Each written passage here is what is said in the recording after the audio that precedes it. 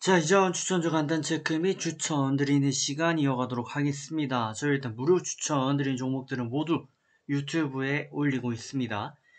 이 내역은 엑셀 파일로 또 정리해가지고요. 제가 카페에 올려드리고 있기 때문에 저 유튜브 제목 아래 상세 페이지를 참고해 주시면 감사하겠고요. 그렇지 않다면 네이버에 왕심심 카페 검색하시면 저희 카페가 맨 위 상단에 뜹니다. 들어오셔서 보셔도 됩니다. 자, 그리고 이 카페에 올라가는 내역이 바로 이 엑셀 파일이 되겠는데 21년도부터 현재까지 데이터가 담겨 있습니다. 자, 21년도 1월 4일 추천 날짜 있고요. 종목명, 매수가, 최고가, 승패 여부 등이 이렇게 기록이 되어 있습니다. 그래서 21년도부터 현재까지 쭉 유지가 되고 있고요. 21년도 종합 데이터를 보시면 1월부터 12월 달까지 이 내역을 쭉 합치는 게 보시는 것처럼 이제 3493.30%를 기록을 했고요. 1100승 89패, 1189개 표본 92.5% 승률을 달렸습니다. 자, 22년도로 넘어와서요. 현재 1월부터 4월달까지 합계가 5471.81%이고요. 207승, 279승 13패 292개 표본입니다. 승률이 95.5% 정도 유지가 되고 있습니다. 시간이 차이일 뿐 대부분의 종목들은 올라온다라고 보시면 될 것 같아요. 저 무료 추천드린 종목들에 대해서 이제 추가적으로 업데이트 되지 않은 부분은 제가 자정 안으로 올려드리도록 할 테니 참고해 주시면 될 것 같습니다. 자, 그러면 오늘 내용 시작해 보도록 하겠습니다. 자, 그러면 이전 추천주 간단 체크와 오늘 시장 살펴보도록 하겠습니다. 자, 일단 종목 먼저 봅니다. 전일 추천드렸던 종목 첫 번째 VC입니다. 자, VC가 오늘 4% 하락했고요. 하루 만에 반등하는 데는 성공하지 못했습니다. 추가 상승하는 데는 성공하지 못했고 하루 더 가져가시면 될 것 같습니다. 흐름은 뭐 아직 굳건하다라고 보여지고요. 오스테오닉도 마찬가지의 흐름으로 봐주시면 될 것 같고 세아제강 같은 경우 오늘 살짝 밀리긴 했습니다만 일본 기준 5일선 라인을 터치 정도만 했고요. 뭐 종가 이탈도 나오지 않았습니다. 기존 흐름을 이어간다라고 보시면 되고 한일철강은 같은 이제 철강 제강 기업임에도 불구하고 오늘 시가가 좋았습니다. 그래서 5,060원까지 상승했습니다. 그래서 한일철강 승 잡도록 하겠습니다. 자, 4% 상승하는 모습 보여줬고 무림 PMP도 5,140원까지 올랐습니다. 5,140 기본 차익권 도달 승 잡습니다. 자, 모나리자도 4,085포인트까지 올라갔죠. 4,085까지 오르면서 기본 차익 도달을 했습니다. 크라운혜태 제과, 크라운혜태 홀딩스 초반에 11,200원 기록했습니다. 기본 차익 도달했죠. 역시 승 잡습니다.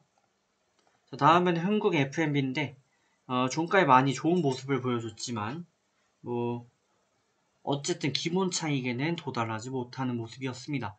자, 그러면 나머지는 하루 더 지켜봐 주시면 될 것 같고요. 바로 시장 봅니다. 저 최근 시장 흐름이 약간씩 기류의 변화는 있습니다만 뭔가 모르게 자꾸 안 좋은 소식이 나와요. 예를 들면 전일 미장 같은 경우 굉장히 좋은 흐름으로 시작을 했습니다. 나스닥이 보시는 것처럼 시가가 0.3%였지만 그 외에 뭐 테슬라라든지 여러가지 종목들의 좋은 흐름이 이어졌어요. 하지만 글쎄요, 테슬라가 초반부터 좋진 않았죠. 근데 어쨌든 뭐 반도체 업종 등을 필두로 좋은 모습을 이어갔는데 갑자기 안 좋은 부분이었던 게 넷플릭스가 이게 실적 악재가 떴는데 이 악재로 인해서 증시를 밀고 내려가게 했습니다. 넷플릭스가 어제도 뭐 이미 말씀드린 바가 있기 때문에 간단히만 말씀드리면 시간 외 거래가 좀 안 좋다고는 봤었지만 어제 이제 시장이 시작되면서부터 계속 안 좋을 줄은 좀 몰랐죠. 이게 지속적으로 가입자가 늘어가고 있고 그리고 기존에는 뭐 영국 등을 필두로 해서 또 광고도 확산되고 그러다 보니까 실적이 계속 좋을 것이다 라고 봤는데 제일 큰 부분은 이제 러시아가 복병이었습니다. 러시아에서 70만 명, 80만 명의 구독자가 유출이 되면서 마이너스 구독자를 기록을 했고요. 마이너스 20만 명 기록을 했고, 당장 볼만한 컨텐츠가 없다라는 의견도 한몫했습니다. 이 넷플릭스가 이전에 잘 나갔던 이 요인 중에 대표적인 게 전 이런 거라고 봐요. 넷플릭스라는 OTT 기업이 처음 나왔고요. 그리고 당시에는 어쨌든가 코로나 같은 상황은 아니었어요. 그러다 보니까 영화나 드라마 업계가 굉장히 활발했습니다. 이에 따른 기존에 오랫동안 좀 빛을 보지 못했던 그런 컨텐츠들이 누적누적 쌓여 있었고, 이 코로나로 들어오면서 2020년도부터 사람들이 이 컨텐츠들을 하나씩 보기 시작했습니다. 그러면서 이거 재밌네 하면서 봤는데, 이게 이제 2년이 지나버린 거죠. 사람들의 방콕 생활이 오래 이어졌고 2년이란 시간이 지나니까 볼만한 걸 이제 다 본 거예요. 그동안 쌓아놨던 컨텐츠들을 다 봤기 때문에 넷플릭스의 오리지널 시리즈나 아니면 영화 같은 게 또 나와야 되는데 그러지 못하니까 결국에는 볼 게 없어서 해지를 하게 되는 그런 상황들로 연출이 좀 많이 됐다라고 좀 보여집니다. 제 주변에도 보면 이제 해지했다라는 분이 많이 계신데, 저 같은 경우도 솔직히 해지를 하긴 했는데 저는 조금 달라요. 저는 뭐가 다르냐면, 저는 주로 이제 경제라든지 사회 관련 또 과학 관련 이런 다큐들을 좀 좋아하는 편입니다. 동물 다큐 빼고는 사실상 다 좋다고 보고 있는데, 이게 굉장히 풍부했어요, 넷플릭스가. 근데 최근에는 이게 나오지 않고 있습니다. 코로나로 인해서 촬영을 못하는 것도 있을 거고요. 여러 가지가 좀 복잡하게 혼재된 것 같아요. 근데 어쨌든 넷플릭스가 마이너스 40% 가까이 밀리니까 미국장도 딱히 수를 쓸 수가 없었고, 또 중간에 이제 연준 의원 중에 한 분이 또 얘기를 하는 게 나왔고, 또 미국 시장에 대해서 계속 탄력적이고 계속 성장할 것이다 라고 봤는데, 이제 끝이 보인다라는 말이 나오기 시작했어요. 그러니까 미국 경제 계속 갈 거라고 보고 있었는데 터널에서 끝이 없어 보였어요. 근데 빛이 보이기 시작했다. 이 빛이 나쁜 빛인 거고요. 그렇게 된다면 증시가 추가 상승하기 부담스러울 수 있겠다라는 소식이 전해지면서 이렇게 밀렸습니다. 하지만 연준의 스탠스를 보시게 되면은 2022년도에 금리를 2%에서 3% 사이로 올리고자 하는 게 있고요. 23년에서 24년도 점도표를 보게 되면은 금리 인상은 거의 없다라고 나와 있어요.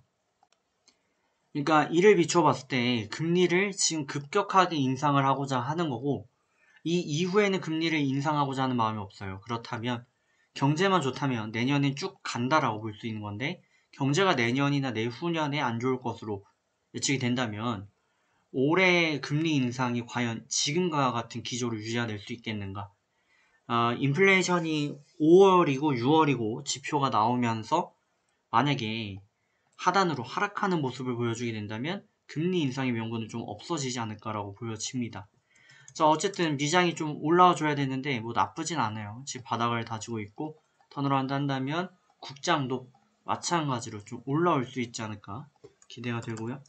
지금 뭐 2800 정도만 가져도 다행이다라는 말이 나오곤 있는데, 개인적으로는 뭐 2900, 3000 그리고 최상의 스케줄들이 이어진다면 3300까지 봅니다. 물론 이거는 뭐 연준이라든지 물가라든지 여러 가지 복합적으로 전쟁, 휴전 다 통용되어야 하는 부분이기 때문에 지켜봐야 되겠습니다. 자, 뭐 2600 이탈 마감 가능성을 다시 한번 또 말씀드리면 이게 10% 정도였다라고 말씀드렸는데 지금 상황 가서는 한 5%까지 낮아지지 않았나 그렇게 보여집니다. 자, 그럼 좋은 결과 만들어 가시고요. 저는 바로 추천으로 뵙겠습니다.